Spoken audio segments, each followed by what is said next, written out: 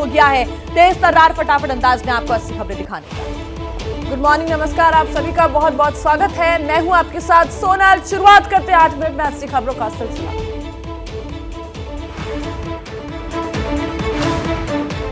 आखिरकार पकड़ा गया भगोड़ा कट्टरपंथी अमृतपाल सिंह। पंजाब के मोगा में गुरुद्वारे से पुलिस ने हिरासत में लिया गया।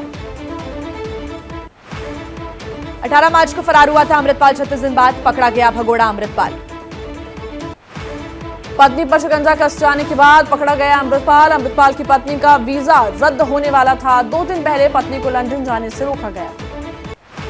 अब डिब्रूगढ़ जेल भेजा जाएगा अमृतपाल सिंह। इससे पहले डिब्रूगढ़ जेल में ही भेजे गए अमृतपाल के साथी। अतीक अशरफ हत्याकांड में गिरफ्तारी। तीनों शूटर्स के पुलिस रिमांड का आज आखिरी दिन। शाम 5 बजे तक पुलिस कस्टडी में रहेंगे तीनों। फिर एसआईटी तीनों को वापस ले जाएगी प्रतापगढ़ जेल। अतीक अशरफ के हत्यारों के मददगारों की तलाश तेज। दोनों संदिग्ध शूटर्स को लगातार दे रहे थे दिशा निर्देश। अतीक की हत्या के लिए तीनों शूटरों ने प्रयागराज का होटल स्टे किया था बुक। यहीं से कई दिन तक की थी रेकी। माफिया अतीक की फोन पर धमकी देने की पुरानी ऑडियो सोशल मीडिया पर वायरल। मुंबई में एक बिल्डर को धमकाकर मांगी थी 10 करोड़ की रंगदारी।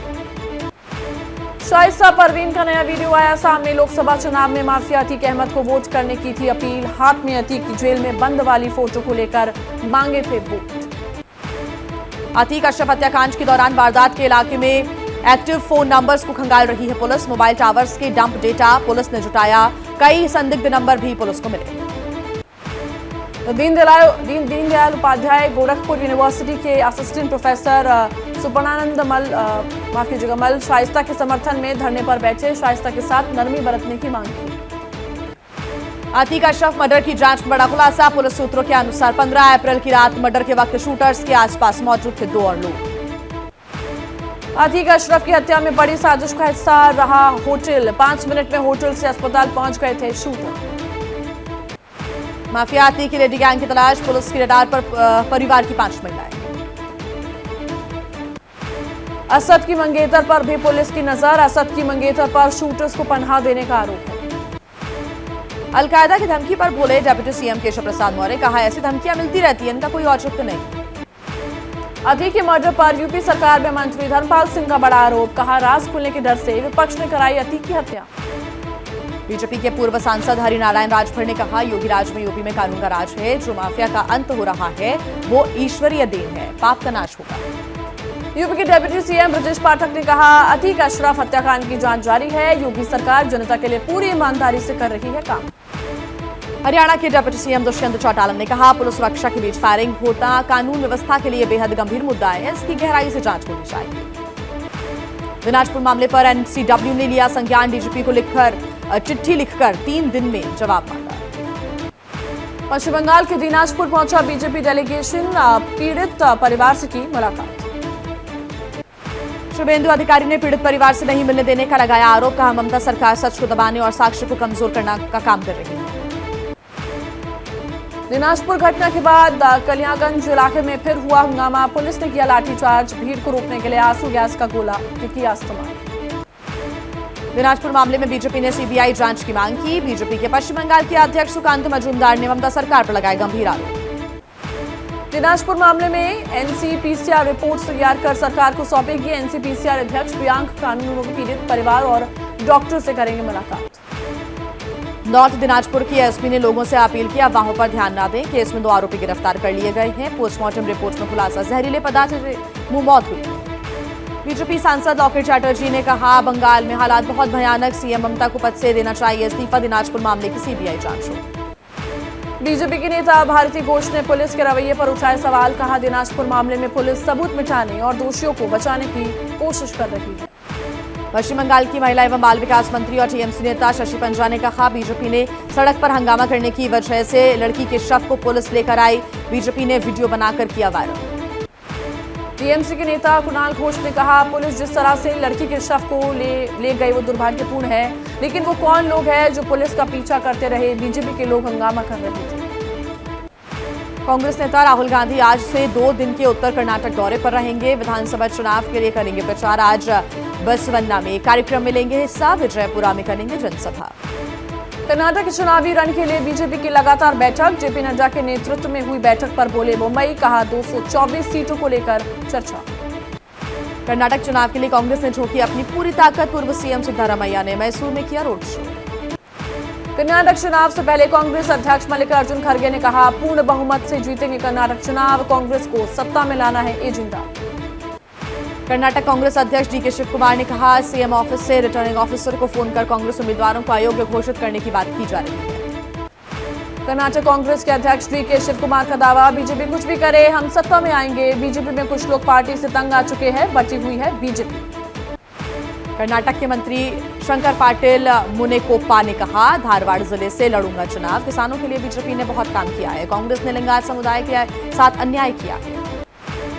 कर्नाटक विधानसभा चुनाव में यूपी के डेप्यूटी सीएम ब्रजेश पाठक, केशव मौर्य और सीएम योगी करेंगे प्रचार। 25-26 तारीख को चामराजनगर में ब्रजेश पाठक की जनसभा। सीएम योगी आदित्यनाथ पश्चिम यूपी से करेंगे निकाय चुनाव प्रचार अभियान की शुरुआत। 24 अप्रैल को सहारनपुर, शामली और अमरोहा में करेंगे सभाएं। यूपी के बलिया में बेलथारा रोड नगर पंचायत में सॉफ्टवेयर इंजीनियर की नौकरी छोड़ शशि वर्मा उतरी चुनाव मैदान में। बेलथारा रोड नगर पंचायत से चेयरमैन पद के लिए करेंगे नामांकन। यूपी के मुरादाबाद में सपा मेयर प्रत्याशी की लाल टोपी पुलिस ने उतरवाई। मस्जिद में नमाज पढ़ने के लाला टोपी लगाकर नमाज पढ़ने पहुंचे थे रईस उद्दीन और उनके बेटे। आदर्श चुनाव आचार संहिता का हवाला देकर पुलिस ने उतरवाई थी टोपी, वीडियो हुआ वायरल। राहुल गांधी ने खाली किया सांसद के तौर पर रावणचुत आवास। मां सोनिया और बहन प्रियंका गांधी की मौजूदगी में 12 तुगलक लेन स्थित बंगले को खाली किया, ताला लगाकर चाबी सौंपी। सरकारी आवास खाली करने के बाद राहुल गांधी ने कहा, 19 साल तक मुझे ये घर देने के लिए देश की जनता का शुक्रिया। राहुल गांधी अब मां सोनिया गांधी के साथ 10 जनपद पर रहेंगे। राहुल के बंगला खाली करने के बाद प्रियंका गांधी ने कहा, मेरा भाई डरने वालों में से नहीं है, हम अपना संघर्ष जारी रखेंगे। राहुल के बंगला खाली करने के बाद कांग्रेस अध्यक्ष मल्लिकार्जुन खड़गे का बयान आया सामने। कहा, षड्यंत्र से छीना राहुल का घर, राहुल लड़ रहे हैं सच की लड़ाई। बिहार के सीएम नीतीश कुमार 25 अप्रैल को पश्चिम बंगाल के दौरे पर रहेंगे। सूत्रों के अनुसार विपक्षी एकता को मजबूत करने के लिए बंगाल सीएम ममता बनर्जी से मिलेंगे। एसपी नेता रईस चंद्र शुक्ला के बीजेपी में शामिल होने पर कैबिनेट मंत्री नंदगोपाल गुप्ता ने किया विरोध। कहा, शामिल कराने से मुझे नहीं दी गई सूचना। हिंदू त्योहारों को दंगे से जोड़कर बयान देने के बाद अपनी बात से पलटे एनसीपी नेता जितेंद्र आव्हाड। कहा, त्योहारों पर ऐसा माहौल बनाया जाता है, श्री राम है करुणा पुरुष। दिल्ली के आरकेपुरम पुलिस स्टेशन पहुंचे सत्यपाल मलिक। पुलिस का बयान, सत्यपाल मलिक को हिरासत में नहीं लिया गया है, वो खुद थाने आए थे। असम के सीएम हेमंत बिस्व शर्मा ने सत्यपाल मलिक को लेकर कहा, अगर कोई करप्शन का मामला है तो उसकी जांच हो। कांग्रेस नेता जीतू पटवारी ने कहा, ये नरेंद्र मोदी का भारत है, जहां सत्यपाल मलिक हिम्मत करके कुछ कहते हैं तो उन्हें ईडी और सीबीआई का समन जाता है। कांग्रेस नेता उदित राज ने कहा, सत्यपाल मलिक सीबीआई के नोटिस से डरने वाले नहीं हैं, सरकार कितनों को नोटिस देगी, पूछा जाए कि पुलवामा में 40 जवान क्यों मरवाए। बीजेपी नेता सुब्रमण्यम स्वामी ने कहा, नीतीश कुमार पुराने साथी हैं, मिलूंगा तो उनसे पीएम पद की उम्मीदवारी के बारे में पूछूंगा। केंद्रीय मंत्री अश्विनी वैष्णव ने कहा, अरुणाचल प्रदेश में 254 मोबाइल टावरों से नॉर्थ ईस्ट में बढ़ेगी मोबाइल कनेक्टिविटी। ये सभी टावर चीन सीमा से सटे गांव में लगाए गए। दिल्ली में पिछले 10 दिनों में कोरोना से करीब 3 दर्जन लोगों की मौत हुई। विशेषज्ञों ने कहा, कोरोना अपने पीक पर पहुंचा। एलएनजेपी अस्पताल के डायरेक्टर डॉक्टर सुरेश कुमार के मुताबिक कोरोना का नया वेरिएंट बहुत तेजी से फैलता है, लेकिन ये बहुत घातक नहीं है। दिल्ली के साकेत कोर्ट में महिला पर फायरिंग करने वाले आरोपी वकील को आज कोर्ट में पेश किया जाएगा। 21 अप्रैल को सस्पेंडेड वकील कामेश्वर ने महिला पर चलाई थी गोली। मुंबई के मलाड में घर की मेट पर लगा मालकिन की हत्या का आरोप। मेट का पति और बेटा भी गिरफ्तार। 25 साल से उस घर में काम कर रही थी, पैसे के लालच में हुई हत्या।